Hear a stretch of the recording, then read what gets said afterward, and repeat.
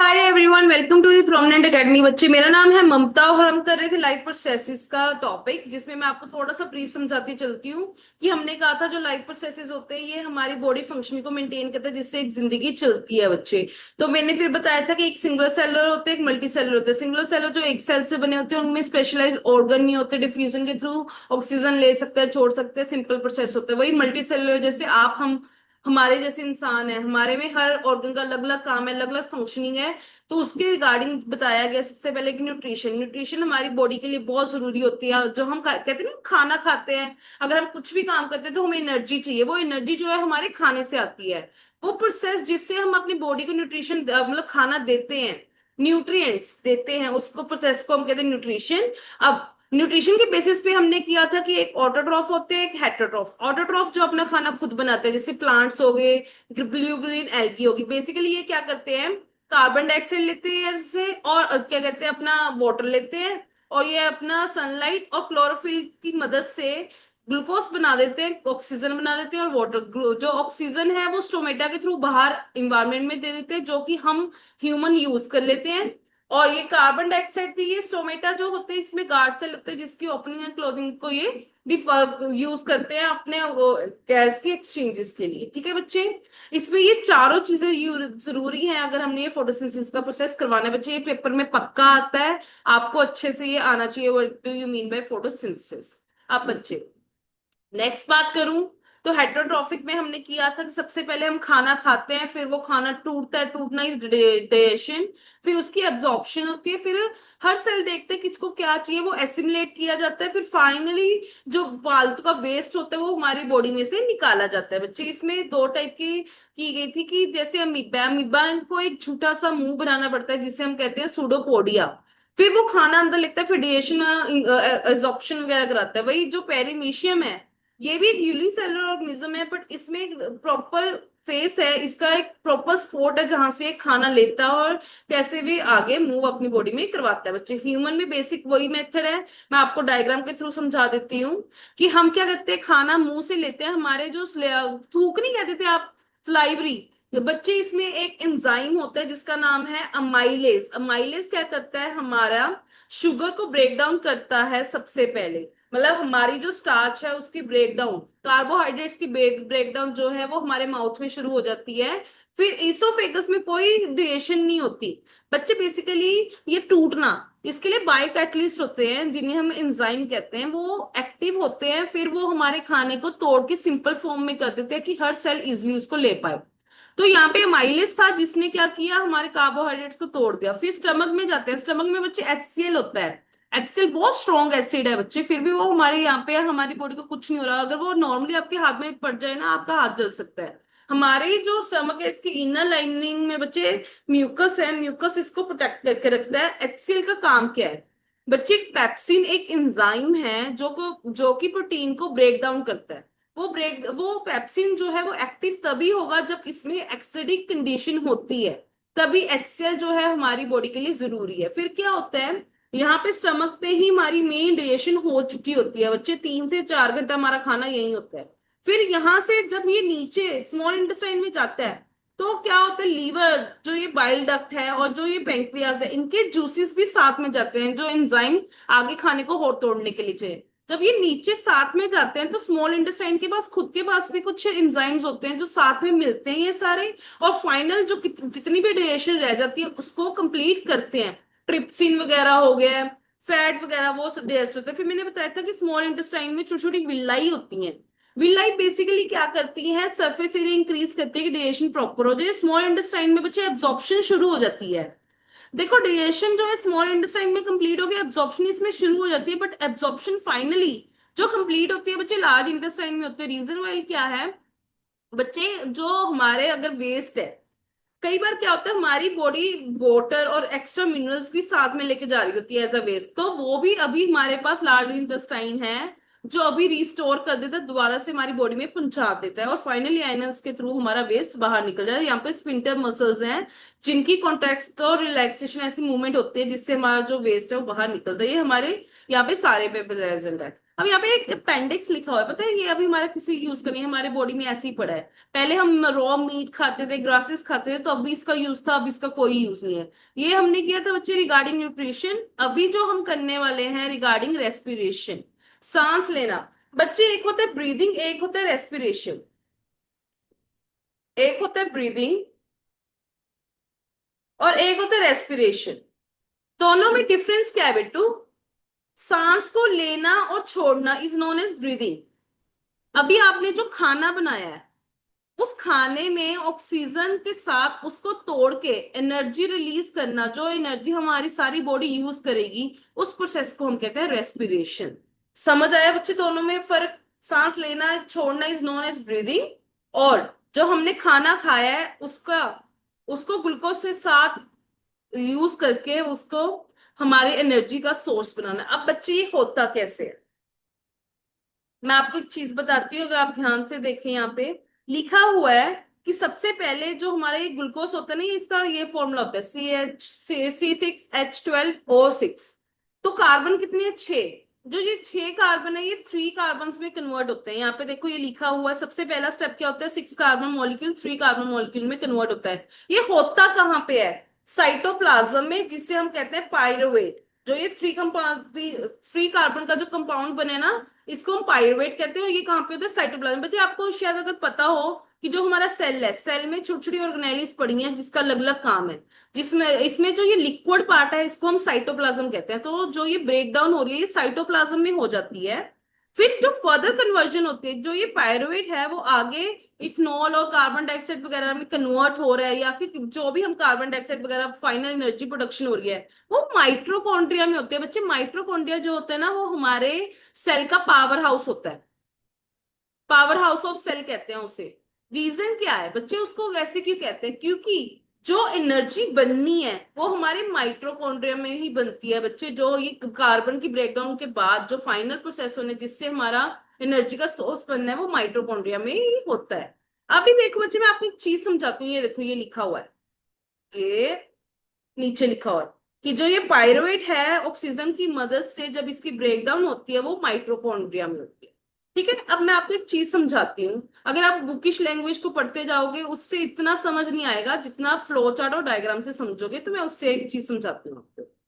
आपकी एक डायग्राम दी गई है ये वाली, इसमें सिंपली आपको जो एक्सप्लेन किया हुआ है वही आपके ऊपर वाले पैराग्राफ में यूज किया है। तो अभी मैंने कहा कि हमारा एक सेल है, सेल में जो है ग्लूकोज, मैंने अभी हमने डाइजेशन एब्जॉर्प्शन वगैरह करवाई थी स्मॉल इंटेस्टाइन में, जब आपने विल्लाई किया था कि ये विल्लाई है, इनमें बहुत सारी ब्लड वेसल्स हैं, इनके थ्रू एब्जॉर्प्शन हुई। हर सेल में क्या है? ये ग्लूकोज गया, गया तो इनके यहाँ पे अलग अलग ऑर्गेनेलिज्म, यहाँ पे साइटोप्लाज्म में ग्लूकोज आया, वो टूटा, वो C6 कंपाउंड में था, वो टूट के 2 3 में कन्वर्ट हो गया। कहाँ पे हुआ? ये साइटोप्लाज्म में। फिर यहाँ पे माइट्रोकॉन्ड्रिया प्रेजेंट है, उसको हम पावर हाउस कहते हैं। जो क्या करता है बच्चे, ये मतलब ना 3 सिचुएशन होती है। हम ना अगर इस दुनिया में देखें, कुछ ऑर्गेनिज्म है जैसे कि हमें ऑक्सीजन चाहिए जिंदा रहने के लिए, कईयों को चाहिए नहीं होती, कई बार सिचुएशन ऐसी आती है कि हमें ऑक्सीजन नहीं मिल पाती। तो हम इन तीनों को डिस्कस करेंगे बच्चे। अगर आपके पास ऑक्सीजन है तो आपके माइट्रोकॉन्ड्रिया में क्या होगा? पायरुवेट और ऑक्सीजन मिलके आगे क्या बना देंगे? कार्बन डाइऑक्साइड, वाटर और एनर्जी। एनर्जी हम हमारी बॉडी में यूज कर लेंगे, जो कार्बन डाइऑक्साइड है वो ब्लड स्ट्रीम के थ्रू बाहर निकाल देंगे। वही सिचुएशन है in absence of oxygen. Chole bhature खाते हो? हम कहते हैं ना वो फुल में भटूरे बने हैं, बड़े अच्छे बने हैं। ब्रेड खाते हो बच्चे? वो जो ऑर्गेनिज्म है जैसे ईस्ट, ये जो प्रोसेस होते हैं, इस प्रोसेस को हम कहते हैं फर्मेंटेशन। फर्मेंटेशन का प्रोसेस जो होता है ऑक्सीजन के बिना होता है। जब जब कंडीशन हो कि ऑक्सीजन ना हो तो उस कंडीशन में फर्मेंटेशन होते हैं। ये ना अगर कहते हैं ना राजस्थानी ड्रिंक ड्रिंक है, मेरे को नाम नहीं याद आ रहा, कमेंट सेक्शन में बताना, वो भी कहते हैं फर्मेंटेड होती है, आजकल बड़ी वायरल हो रही है कांजी। तो वो क्या फर्मेंटेड कर एक डब्बे को काफी उसमें सामान डाल के काफी दिनों के लिए बंद करके रखते हैं। बेसिकली बंद करना क्या है, उसकी उसमें ऑक्सीजन की सप्लाई ना हो, तो बेसिकली उसमें फर्मेंटेशन होती है। क्या होता है? ग्लूकोज है वो पायरुवेट में चेंज हुआ, जब आगे ऑक्सीजन नहीं मिलती तो वो इथनॉल, कार्बन डाइऑक्साइड और एनर्जी में कन्वर्ट हो जाता है। जो आपको जब ब्रेड खाते हो तो इसमें छोटे छोटे से होल दिखते हैं ना आपको, ब्लैंक होल्स, वो बेसिकली क्या है, जब ये कार्बन डाइऑक्साइड है बच्चे उसके कारण ही होता है। ठीक है, अब एक लिखा हुआ है कि मैम लैक ऑफ ऑक्सीजन। बच्चे ये कब होता है, जब आप ओवर एक्सरसाइज कर लो ना, कई बार आपके क्रैम्प्स पड़ जाते हैं। जब ये क्रैम्प्स पड़ते हैं ना हमारी मसल्स में, तब क्या होता है, बेसिकली लैक्टिक एसिड प्रोड्यूस हो जाता है। बेसिकली हमारे बॉडी में हमें पता है ऑक्सीजन है, बट कई बार किसी पार्ट में अगर हम ओवर एक्सरसाइज करते हैं उस पार्ट की, तो कुछ टाइम के बाद उसमें क्रैम्प पड़ जाता है। वो क्रैम्प क्या है कि बेसिकली उस पार्ट में हमारे ऑक्सीजन की सप्लाई थोड़ी सी कम हो गई है, तो उस कंडीशन में जो पायरुवेट है वो लैक्टिक एसिड और एनर्जी में कन्वर्ट हो जाता है। तभी कहते हैं ना कि या तो हॉट स्टीम बाथ लो या फिर गर्म पानी की सिकाई कर लो। बेसिकली वो क्या है, जब गर्म पानी आता है ना तो लैक्टिक एसिड जो है वो डिसॉल्व हो जाता है, जिसके कारण जो हमारी ऑक्सीजन की सप्लाई उस पार्ट में दोबारा से होने लग जाती है। तो मैं दोबारा से बच्चे इसको एक्सप्लेन कर देती हूँ। ये सबसे ज्यादा इंपॉर्टेंट फ्लो चार्ट है। आप पेपर में इसको बना के आ जाओ, और ऊपर वाला पैराग्राफ जो लिखा हुआ है वो इसी को ही एक्सप्लेन किया हुआ, ये सारा इसको ही एक्सप्लेन किया हुआ है। ये लिख के आ जाओ, आपके फुल मार्क्स। मैंने कहा कि सेल है, सेल के साइटोप्लाज्म में ग्लूकोज पहले पायरुवेट में कन्वर्ट हुआ, 6 से 3 कार्बन मॉलिक्यूल में कन्वर्ट हुआ। अगर ऑक्सीजन है तो माइटोकॉन्ड्रिया में वो क्या करेगा, कार्बन डाइऑक्साइड, वाटर और एनर्जी रिलीज करेगा। अगर हमारे बॉडी में बहुत ज्यादा एक्सरसाइज हो रही है तो हमारे जो मसल सेल है, पर्टिकुलर वो मसल सेल में वो लैक्टिक एसिड और एनर्जी प्रोड्यूस करेगा। ये 3 कार्बन मॉलिक्यूल को आगे 3 कार्बन मॉलिक्यूल, लैक्टिक एसिड जो होता है ना ये 3 कार्बन मॉलिक्यूल ही होता है बच्चे, इसमें कन्वर्ट कर देता है। अब कई ऑर्गेनिज्म जिंदा ही उस कंडीशन में रहते हैं जब ऑक्सीजन ना हो, तो वो एनर्जी कैसे लेते हैं बच्चे, वो क्या करते हैं, इथेनॉल प्रोड्यूस कर देते हैं, कार्बन डाइऑक्साइड। जैसे अब वाइन, अल्कोहल वगैरह पीते हो ना बच्चे, उसमें यही प्रोसेस होता है। ये तो अब हमने कर दिया कि हम ओवर ड्रिंक करने लगे। पहले ना अल्कोहल को एज अ मेडिसिन यूज किया जाता था, क्योंकि जो ये फर्मेंटेशन का प्रोसेस होता है ना, ये हमारी बॉडी के लिए बहुत अच्छा है बच्चे। हमारी बॉडी में न्यूट्रिशन की कमी को पूरा करने के लिए, हमारी बॉडी को बैलेंस करने के लिए बहुत अच्छा है बच्चे। समझ आई बात? अब आप कहोगे कि मैम जो आप एनर्जी एनर्जी कह रहे हो बेसिकली ये होता क्या है, मैं आप इसको एक्सप्लेन कर। ये देखिए, बेसिकली जो हम ये एनर्जी बनाते हैं बच्चे, ये होता है एंडोथर्मिक प्रोसेस। यहाँ पे लिखा होगा ये एंडोथर्मिक प्रोसेस है। एंडो का मतलब क्या, एंडो का मतलब एनर्जी डालना। अगर लिखा होता है एक्सो तो एनर्जी निकलती होती है एक्सो में। बट ये एंडोथर्मिक प्रोसेस है, इसमें हम एनर्जी डाल रहे हैं।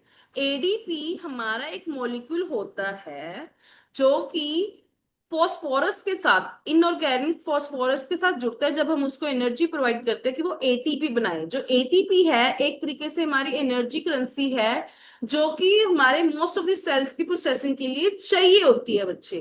ठीक है, तो ये इस तरीके से होती है। और इसने कहा है, कहते हैं ये एक एंडोथर्मिक प्रोसेस है, इसमें एनर्जी हम यूज कर रहे हैं। एडीपी जो है इनऑर्गेनिक फॉस्फोरस के साथ जुड़ रही है और हमारा एक एटीपी का मॉलिक्यूल बना रही है। बच्चे कहते हैं कि अगर हम एटीपी के मॉलिक्यूल को ब्रेक डाउन करते हैं वाटर की हेल्प से, जो एनर्जी इसमें से रिलीज होगी ना, वो इतनी एनर्जी रिलीज होती है बच्चे। कहते हैं हम एक बैटरी को अलग अलग चीजों के लिए यूज करते हैं, mechanical energy, light energy, electrical energy के लिए। वैसे ही जो एटीपी है हमारे जो सेल्स हैं उसको यूज करते हैं हमारी कॉन्ट्रेक्शन। आप अगर मैं अभी आपको पढ़ा रही हूँ तो मेरे हैंड की मूवमेंट हो रही है, मेरी बॉडी में अगर खाना जा रहा होगा तो मेरी वहां पे बार बार मूवमेंट हो रही है, हर चीज की कॉन्ट्रेक्शन वगैरह हो रही है मसल की, उसमें हेल्प कर रहे हैं। प्रोटीन्स की सिंथेसिस में हेल्प कर रहा है। आप कुछ भी चीज का रिस्पॉन्स करते हो वो क्या है, अपना नर्वस इंपल्सिस हैं, उसकी हेल्प में करते हैं। जितनी भी हमारी बॉडी में एक्टिविटीज हो रही हैं वो सारी एटीपी के थ्रू हो सकती है, क्योंकि यही एनर्जी सोर्स है जिससे हमारी बॉडी जो है वो वर्क कर सकती है। बच्चे, अब मैंने कहा था ऑक्सीजन की प्रेजेंस और ऑक्सीजन की एब्सेंस। अगर ऑक्सीजन है तो उसको हम कहते हैं एरोबिक रेस्पिरेशन, जिसमें ऑक्सीजन होती है। अगर ऑक्सीजन ना हो तो उस प्रोसेस को बच्चे हम कहते हैं एनारोबिक। मैंने दोबारा से बता देती हूँ, मैंने कहा अगर ऑक्सीजन है तो हम कहते हैं एरोबिक, एयर एयर आ गया ना, एरोबिक अगर ऑक्सीजन है। अगर ऑक्सीजन नहीं है तो हम उसे कहते हैं एनारोबिक, मतलब उस कंडीशन में ऑक्सीजन नहीं होगी। तो ईस्ट को हम कहेंगे कि उसमें एरोबिक रेस्पिरेशन होती है कि एनारोबिक। बच्चे, ईस्ट में जो रेस्पिरेशन होती है वो होती है एनारोबिक, और हम में कौन सी होती है, एरोबिक। समझ आई बात? अब इसमें एक कहा गया है, कहते हैं कि जब जैसे कि हमें पता है कि एरोबिक रेस्पिरेशन में डिपेंड करता है कि ऑक्सीजन की सप्लाई मिल रही है कि नहीं मिल रही। एरोबिक जो ऑर्गेनिज्म है वो इंश्योर करते हैं कि वो सफिशिएंट उनके पास ऑक्सीजन हो। तो जैसे कि हम प्लांट्स की बात करें, प्लांट्स में जो गैसेस का एक्सचेंज होता है वो स्टोमेटा के थ्रू होता है, ये हमने न्यूट्रिशन में भी पढ़ा था और आज मैंने स्टार्टिंग एक्सप्लेनेशन में भी बताया। कहते बट वही जो लार्ज इंटरसेलुलर स्पेस है वो इंश्योर करते हैं कि हर सेल जो है वो डायरेक्ट कांटेक्ट के साथ हो एयर के साथ, ताकि जो ऑक्सीजन और कार्बन डाइऑक्साइड की मतलब एक्सचेंज करना है वो डिफ्यूजन के थ्रू हो जाए बच्चे, ये डायरेक्ट कांटेक्ट में हो जाए। बट वही अगर मैं इसकी जो डायरेक्शन है, मैं पहले तो ये प्लांट वाला ही कंप्लीट कर देती हूँ। मैं ये कहने लगी थी कि यार डिफ्यूजन के थ्रू हमारी बॉडी में भी क्या सारी ऑक्सीजन वगैरह कार्बन डाइऑक्साइड वगैरह की सप्लाई एंड एक्सचेंज हो सकता है? नहीं बच्चे, डिफ्यूजन का मतलब होता है जो डायरेक्ट सरफेस के साथ लिंक करके हमें सप्लाई करे। हमारा हर पार्ट जो है वो डायरेक्ट इन्वायरमेंट के साथ लिंक नहीं है।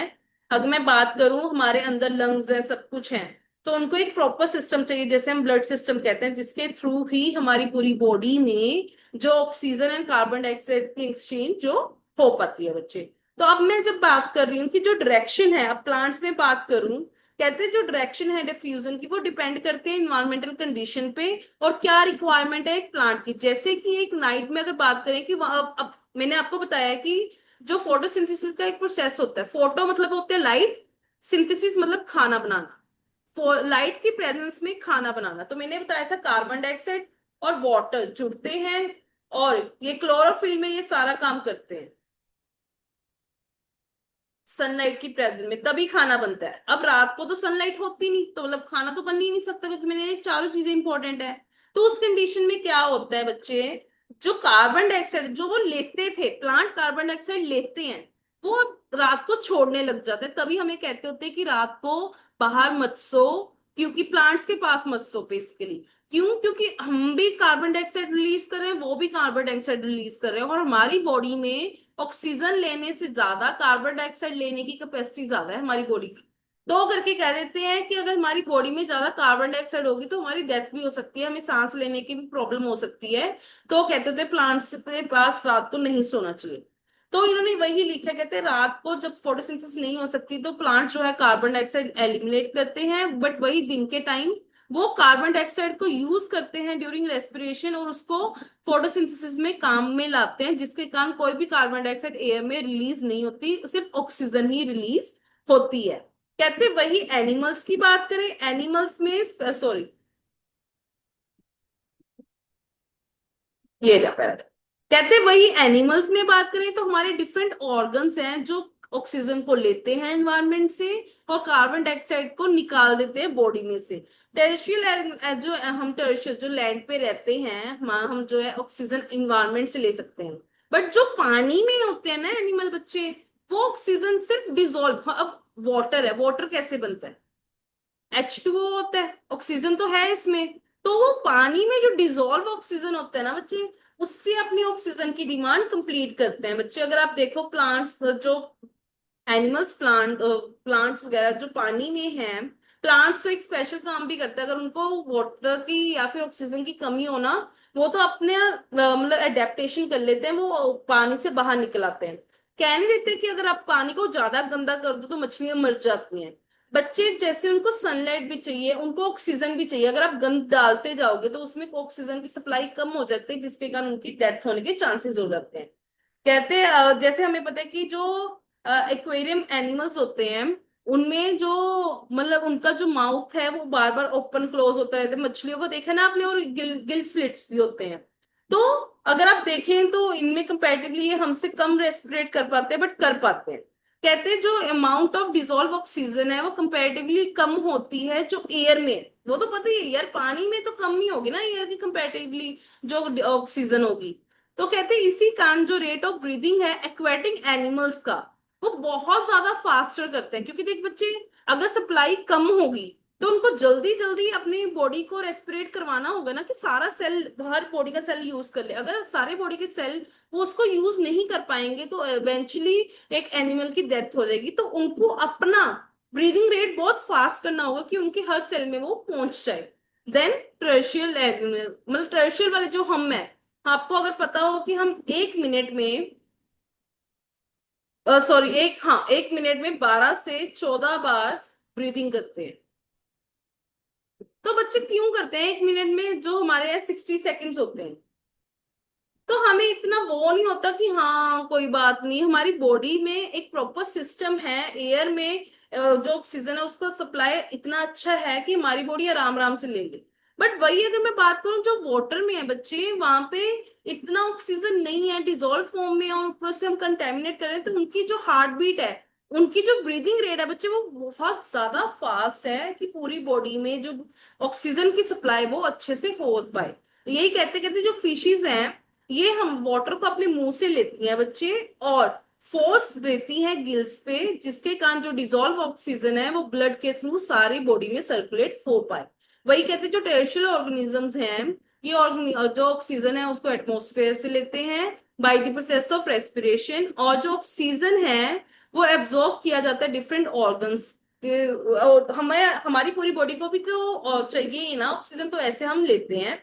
जो हमारे ऑल दी ऑर्गन्स जो है, इनका स्ट्रक्चर इस तरीके से बना हुआ है कि सभी का सरफेस एरिया इतना हो कि हमारी बॉडी जो है ऑक्सीजन रिच इन्वायरमेंट में रहे। और जो एक्सचेंज होता है ऑक्सीजन और कार्बन डाइऑक्साइड का, ये भी हमारे अक्रॉस दी सरफेस होता रहता है बच्चे। जो हमारा सरफेस है वो फाइन होना चाहिए, डिलाइट होना चाहिए, जो in order to protect this surface, usually क्या होता है हमारी विद इन बॉडी एक पैसेज बना होता है दैट विल टेक एयर, जो कि एयर को इस एरिया में लेके जाता है, और एडिशनली मैकेनिज्म है हमारी बॉडी में जो एयर को मूव करवाता है इन और आउट। समझ आया बच्चे? अभी मैं आपको ह्यूमन की बॉडी दिखाऊंगी, जैसे कैसे हम रेस्पिरेट करते हैं, कैसे हमारी बॉडी में जो है वो सारी ऑक्सीजन की सप्लाई होती है, और जो कार्बन डाइऑक्साइड बना है वो कैसे रिमूव होता है बच्चे। ये साइड पे देखो टोबैको का लिखा हुआ है। टोबैको जो खाते हैं ना बच्चे, वो इन दी फॉर्म ऑफ चाहे सिगार खाएं, चाहे सिगरेट, चाहे बीडीज, हुक्कास वगैरह, गुटखा वगैरह, बच्चे ये हमारी बॉडी के लिए बहुत ज्यादा इफेक्ट है। जैसे हम एक तरीके से इतना हार्मफुल कंपाउंड जब ले रहे हैं बच्चे, तो आपको पता होगा कि हम मुंह नाक से सांस ले रहे हैं, वहां से वो इनटेक होगा, फिर हमारे लंग्स में भी जाएगा, लंग्स से जो हमें ऑक्सीजन चाहिए थी वो कंटेमिनेटेड चीजें लंग्स के थ्रू ब्लड स्ट्रीम से हमारे हार्ट में पहुंचेंगी, फिर लीवर में, सारी बॉडी में, तभी हमारे जो हार्ट अटैक आने के चांसेस बढ़ जाते हैं, स्ट्रोक आने के चांसेस बन जाते हैं, कैंसर वगैरह। उसका रीजन ही ये है बच्चे, क्योंकि ये अगर कुछ भी डालोगे, आपको पता है हमारी बॉडी एक दूसरे के साथ इंटरलिंक है, हमारे हर ऑर्गन, हर सेल, तो वो सभी के पास पहुंचेगा, इवेंचुअली आपके बॉडी को प्रॉब्लम होनी शुरू हो जाएगी। अब ह्यूमन बॉडी की बात आई, ये बाद में पढ़ेंगे, पहले मैं आपको ह्यूमन बॉडी के अकॉर्डिंग पढ़ा।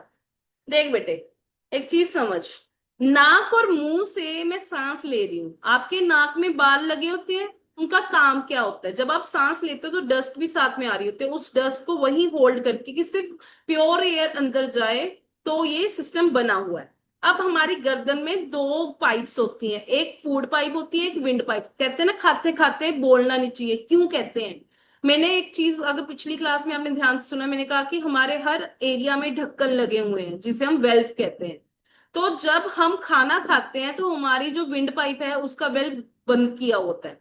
बट जब हम बोलते हैं बच्चे, बोलते टाइम हमारे गर्दन से हवा निकलती है ना, बेसिकली वो ढक्कन जो है वो खोलना पड़ता है। अगर आप खाते खाते बोलोगे तो वो जो खाना है आपके उस विंड पाइप में चला जाएगा, और हमारी विंड पाइप में खाना डाइजेस्ट करने की कोई मैकेनिज्म नहीं है, वो स्टक हो जाएगा। अगर आपको खांसी होगी, अगर आप अपनी बॉडी को थोड़ा सा फोर्सफुली करके उसको निकाल दिया, अगर वो चौक हो जाए तो आपकी डेथ हो सकती है। अब क्या है, मैंने कहा कि मुंह और नाक से मैंने एयर से जो ऑक्सीजन ली, फिर क्या हुआ, यहाँ से फेरिंग्स, फिर लेरिंग्स, फिर उसके बाद ट्रेकिया तक मेरा पहुंचा, इसे हम कहते हैं रिंग्स ऑफ कार्टिलेज। बच्चे बेसिकली ये इस फॉर्म में क्यों बनी हुई है कि जब हम एयर को इनसाइड लें तो जो बोन्स है वो एक दूसरे के साथ कोलैप्स ना करे, तो ये रिंग ऑफ कार्टिलेज बनी हुई है कि इजी पासेज हो जाए ऑक्सीजन का। फिर क्या है बच्चे, जो ये पार्ट में पहुंचे इसको हम ब्रोंकाई कहते हैं, फिर आगे छोटे छोटे ये ब्रांच होना शुरू हो गए, इनको हम ब्रोंक्योल्स कहते हैं। फाइनली एक छोटे से ना ये आगे आगे वाले टिप पॉइंट है जिनको हम एल्वियोलाई कहते हैं। बेसिकली ये वो पॉइंट है जो ऑक्सीजन आई थी वो यहाँ तक पहुंचती है, और यहाँ तक पहुंच के ये पार्ट जो है सीधा हमारी ब्लड वेसल्स के साथ इंटरलेट है, ये हमारी ब्लड वेसल को डायरेक्टली ऑक्सीजन की सप्लाई दे देती। समझ आए बच्चे? यही है इस बॉडी में, इस तरीके से हमारी बॉडी में जो है ऑक्सीजन का एंटर शुरू हो जाता है। वो जो ऑक्सीजन यहाँ से ब्लड में पहुंचा फिर वो हार्ट में जाता है। वो डिटेल में पढ़ेंगे जब हम ट्रांसपोर्ट सिस्टम करेंगे। अभी आप सिर्फ ये समझो कि हम ऑक्सीजन और कार्बन डाइऑक्साइड, ऑक्सीजन लेते कैसे और कार्बन डाइऑक्साइड छोड़ते कैसे। तो इन्होंने कहा कि इन ह्यूमन क्या है कि हम एयर जो है हम नोस्ट्रिल्स नाक के थ्रू अंदर लेते हैं, और नाक में जो है फिल्टर होता है बाय फाइन हेयर्स, मैंने अभी बात की है। जो ये पैसेज है ये म्यूकस के साथ भी लेयर होता है जिससे ये प्रोसेस जो है उसमें हेल्पिंग। म्यूकस क्या है बच्चे, जो लिक्विड ही पार्ट होता है ना हमारी नाक में होता है कि जो डस्ट पार्टिकल्स है वो वहीं स्टिक हो जाए, सिर्फ फ्रेश एयर अंदर जाए। फिर उसके बाद जो एयर है वो थ्रोट में जाती है, फिर उसके बाद लंग्स में जाती है। जो रिंग ऑफ कार्टिलेज है ये हमारी थ्रोट्स में प्रेजेंट होते हैं, जो इंश्योर करते हैं कि विदाउट कोलैप्स जो हमारी एयर है वो आगे ट्रेवल हो जाए। बच्चे समझ आई बात।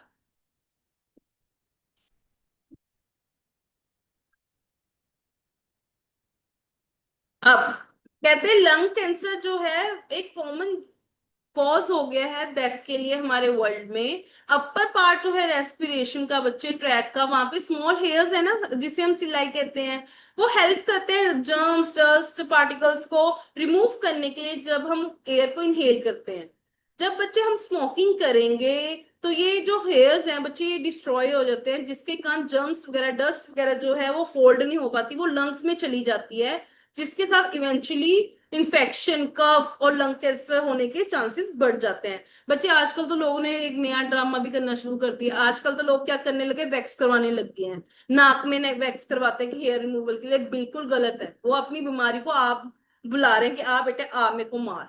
अब कहते हैं जब मैं लंग्स की बात कर रही हूँ, जो पैसेज है हमने किया था ना कि यहाँ पे ट्रेकिया है, ट्रेकिया के बाद ब्रोंकाई है, ब्रोंकाई के बाद ये आगे फर्दर ब्रांच हो रही है, ब्रोंक्योल्स है, फाइनली एल्वुलाई। तो वही बात की है कि जो पैसेज है वो छोटा छोटा होता जाता है जैसे हम आगे चलती रहती है ट्यूब, ये बेलून लाइक स्ट्रक्चर तक पहुंचे जिसे हम कहते हैं एल्वुलाई।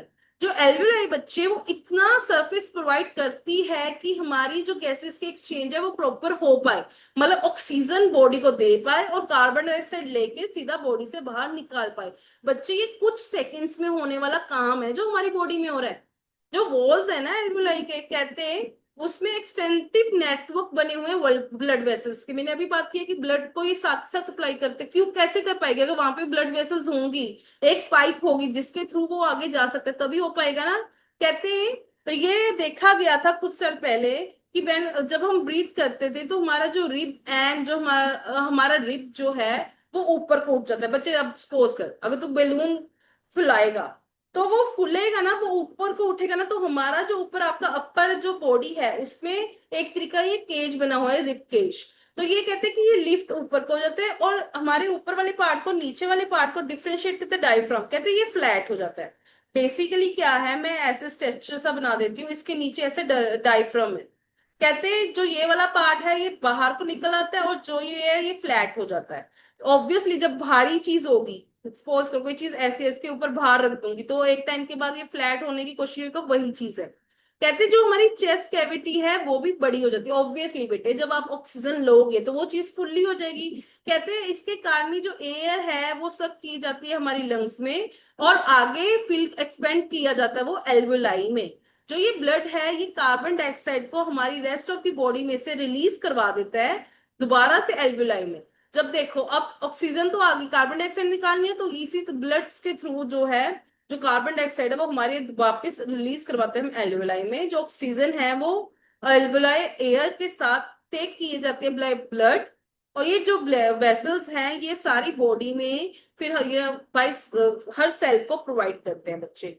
अब कहते हैं ब्रीदिंग साइकिल के थ्रू जब होता है तो एयर जो है वो ली जाती है और उसको लेट आउट भी किया जाता है। जो लंग्स हैं वो कंटेन करते हैं बच्चे एक रेजिडुअल वॉल्यूम ऑफ एयर। उनके पास कभी भी ये नहीं होगा कि आपके लंग्स में एयर ना हो, चाहे आप ले रहे हो छोड़ रहे हो, कुछ अमाउंट ऑफ जो एयर है वो अपने अंदर स्टोर करके रखता है बच्चे। अगर आप खाना खा रहे हो ना, आप कहते हो आप सुबह वॉशरूम जाते हो जाते हो, आपकी बॉडी फिर भी कुछ खाना स्टोर करके रखती है। जैसे हम कहते हैं ना अपनी इमरजेंसी के लिए प्रिपेयर रहना चाहिए, तो हमारी बॉडी हमेशा प्रिपेयर होती है कि अगर कोई इमरजेंसी हो तो मेरे पास इतनी चीज हो कि मैं कुछ टाइम के लिए सरवाइव कर पाऊं। तो वही इन्होंने कहा है कि जो हमारी लंग्स है इसमें कुछ वॉल्यूम एयर की रहती है जो कि सफिशिएंट टाइम हमारी ऑक्सीजन को देती है कि वो एब्जॉर्ब हो जाए हमारी बॉडी में और कार्बन डाइऑक्साइड हमारी बॉडी से निकल जाए बच्चे। समझ आई बात आपको? समझ आ रहा है? मजा आ रहा है? अगर ना ध्यान से मेरी बातें सुनोगे, समझोगे, तो ये लगेगा कि यार ये तो वैसे इतना डिफिकल्ट सोचा हुआ था, ये तो बड़ा इजी है। और चिंता मत करना, आई एम विद यू। और इसके मैं इजी नोट्स, वो भी उसकी कंप्लीट चैप्टर की एक वीडियो वो भी बनाऊंगी। अभी तो पहले मैं एनसीईआरटी की एक्सप्लेनेशन करवा दूं आपको, ठीक है? अब इसमें कहा कहते हैं कि अगर बॉडी साइज एनिमल का बड़ा होगा तो जो डिफ्यूजन प्रेशर है उससे पूरी बॉडी में ऑक्सीजन की सप्लाई करना पॉसिबल नहीं है। इसके लिए ही रेस्पिरेटरी पिगमेंट्स बनाए जाते हैं जो कि ऑक्सीजन को लेते हैं एयर से और कैरी करवाते हैं लंग से फिर फर्दर टिश्यूज तक। और अगर अगर हम डिफ्यूजन के थ्रू करवाएंगे ना तो बच्चे हमारे जो अंदर वाले टिश्यू है ना वो डेफिशिएंट रह जाएंगे ऑक्सीजन से। वही अगर मैं ह्यूमंस की बात करूं, हमारे में जो रेस्पिरेटरी पिगमेंट है उसका नाम है हीमोग्लोबिन। बच्चे हीमोग्लोबिन जो है, आपको अगर पता हो, हमारा खून जो है, ब्लड, ब्लड में चार चीजें होती हैं। एक होता है प्लाज्मा जो लिक्विड पार्ट होता है, फिर एक होते हैं रेड ब्लड सेल, एक होते हैं व्हाइट ब्लड सेल, एक होते हैं प्लेटलेट। वैसे तो बच्चे मैं आपको आगे करवाऊंगी, बट मैं थोड़ा सा बता देती हूँ। जब आपकी चोट लगती है उसके ऊपर पोटिंग ये करवाते हैं, अगर आपकी बॉडी में कोई इन्फेक्शन हो तो उससे ये बचाते हैं। जो वो रेड ब्लड सेल हैं बच्चे, हमारे खून का रंग जो रेड है वो इनके कारण है, इनके बीच ही हीमोग्लोबिन है। और प्लाज्मा लिक्विड पार्ट होगा जो फ्लो के लिए हेल्प करता है। तो बेसिकली जो हीमोग्लोबिन है ना बच्चे, ये क्या करता है, ये इसके पास सबसे ज्यादा एफिनिटी होती है कि ये ऑक्सीजन को अपने पास जोड़ ले। बच्चे अगर ये अपने आप को स्टेबल करने के लिए ना ऑक्सीजन जोड़ता है। हम कहते नहीं कि आयरन हमारी बॉडी के लिए बहुत जरूरी है। बच्चे हीमोग्लोबिन को ऑक्सीजन भी चाहिए होती है और आयरन भी चाहिए होती है, तभी हमारी जो बॉडी है उसमें प्रॉपर सप्लाई हो पाती है, तभी हमारी जो बॉडी है वो हेल्दी मानी जाती है। कहते होते हैं ना जिसमें आयरन ना हो उसको खून की कमी हो रही है, ये खिला दो वो। बेसिकली ये सब चीजें एक दूसरे के साथ इंटरलेट है। तो हीमोग्लोबिन के साथ ऑक्सीजन जुड़ता है और ये हमारी सारी बॉडी में इसको रेगुलेट करता है। जब ब्लड में सारी बॉडी में खून है तो उसमें ही मैं कहती हूँ हीमोग्लोबिन है, और हीमोग्लोबिन ही वो ऑक्सीजन को कैरी करवाता है सारी बॉडी में। अभी मैंने बताया था कि कार्बन डाइऑक्साइड की ज्यादा कैपेसिटी है इसके साथ जुड़ने की, कार्बन डाइऑक्साइड से भी ज्यादा पता है आपको कार्बन मोनोऑक्साइड। बिट्टू, हम कह नहीं देते कि सर्दियों में बंदा रूम में बैठा था, बैठे बैठे उन्होंने दरवाजा बंद किया था, सुबह वो मरे हुए मिले जब वो हीटर वगैरह लगाते हैं। बेसिकली क्या है, जो हमारे हीटर्स वगैरह ना बच्चे वो कार्बन मोनोऑक्साइड रिलीज कर सकते हैं। सॉरी, कार्बन मोनोऑक्साइड है, मैंने यहाँ पे CO। तो बेसिकली बच्चे क्या है, जब वो कार्बन मोनोऑक्साइड रिलीज कर सकते हैं, वो हमारे ना हीमोग्लोबिन के पास ऑक्सीजन से भी ज्यादा जल्दी इसको लेने की कैपेसिटी है। तो क्या होता है, जहां पे ऑक्सीजन जुड़ना चाहिए वहां पे ये जाके जुड़ जाएगा बच्चे, जिसके कारण जो है हमारे ब्लड में ऑक्सीजन की कमी हो जाएगी। ऑक्सीजन की कमी हो जाएगी तो हमारी बॉडी जो खाना बना के ब्रेक डाउन करके एनर्जी लेती, कुछ रहेगा ही नहीं। जब कुछ रहेगा ही नहीं, इवेंचुअली आपकी डेथ हो जाएगी। तभी कहते होते साइलेंट डेथ होगी बंदे की सोते सोते, वो यही चीज हो जाती है कई कंडीशंस में। आजकल तो चलो हार्ट अटैक वगैरह भी होने लगे, नहीं तो ये भी रीजन है। अब इन्होंने कहते हैं कि जो एल्वेलाई का जो सरफेस है वो बड़ा ज्यादा स्प्रेड आउट है, 80 मीटर पर सेकेंड।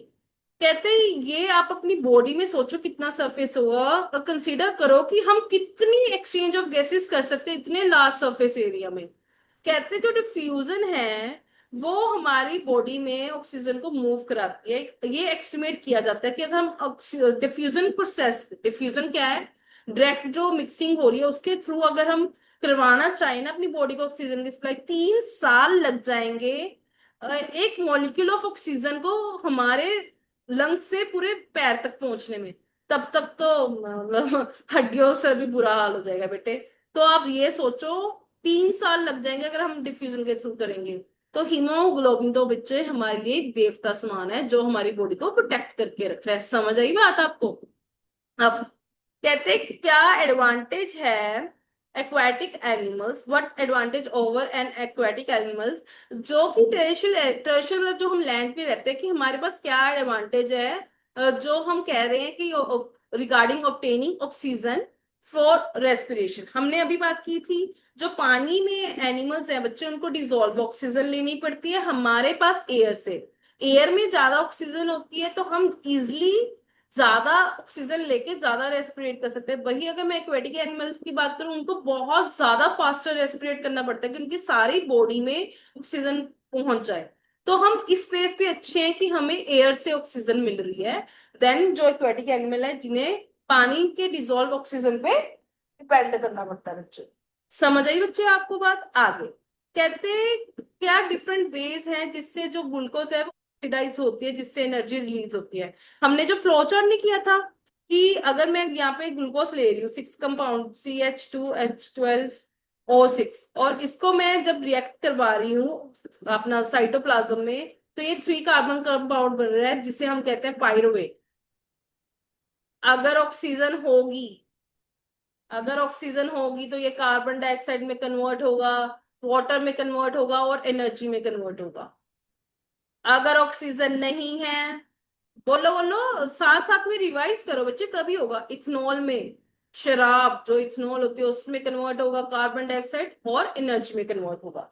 वही अगर मैं बात करूं, जब हमारी बॉडी में कई बार हम ओवर एक्सरसाइज करते तो पर्टिकुलर मसल में ऑक्सीजन की कमी हो जाए, लैक हो जाए, उस कंडीशन में लैक्टिक एसिड बनेगा और एनर्जी बनेगी। इसमें आंसर में आपने ये बताना है बच्चे।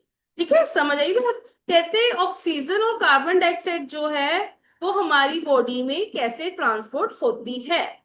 हमने ह्यूमन की डायग्राम की थी बच्चे, तो आपने वही करनी है कि नाक से हम पहले सांस लेते हैं, नोस्ट्रिल से, या फिर नोस्ट्रिल्स हो गए, माउथ हो गया, इनसे हम सांस लेते हैं, फिर ये ट्रेकिया में जाता है, ट्रेकिया से ब्रोंकाई में जाता है, फिर ब्रोंक्यूल्स में जाता है, फिर हमारा एल्वेलाई में जाता है। एल्वेलाई का सरफेस एरिया इतना बड़ा है कि उसमें ही हमारी जो एक्सचेंज है वो इजिली हो पाती है, और फाइनली इसमें इतनी सारी ब्लड वेसल्स हैं जो कि हमारे पूरे बॉडी सेल्स को ऑक्सीजन की सप्लाई करने में हेल्पफुल हैं। समझ आए बच्चे? कहते जो लंग्स हैं वो डिजाइन किए गए हैं हमारे इस तरीके से कि हम मैक्सिमम एक्सचेंज कर पाए। कहते कैसे, मैंने अभी आपको एल्वेलाई के बारे में बताया बच्चे। एल्वेलाई जो है इसमें ला सरफेस एरिया बना हुआ है जिसके कारण जो एक्सचेंज है हमारी गैसेस का वो प्रॉपर हो पाए बच्चे। आज की क्लास हम यहीं ओवर करते हैं। आपको कोई डाउट है you can ask me in the comment section. बच्चे अगर आप क्लासेस लगना चाहते हो तो मैं आपको वहां क्लासेस में प्रॉपर नोट्स के साथ हर क्वेश्चन की प्रैक्टिस आपके हर मतलब आपके बोर्ड में मैं इंश्योर करती हूँ जितने मार्क्स आते हैं उससे अच्छे आएंगे। तो आप इस नंबर पे कांटेक्ट कर सकते हो और क्लासेस में ज्वाइन कर सकते हो बच्चे। ऑनलाइन ऑफलाइन दोनों बैचेस अवेलेबल हैं। प्रेफर किसी भी नंबर को कर लो, आपको रिस्पॉन्स आ ही जाएगा। ऑनलाइन ऑफलाइन कोई भी कोर्स आप ज्वाइन कर सकते हो। ठीक है, और फ्रेंड्स के साथ आओगे तो अच्छा डिस्काउंट पाओगे। अब thank you so much for watching, till then bye bye.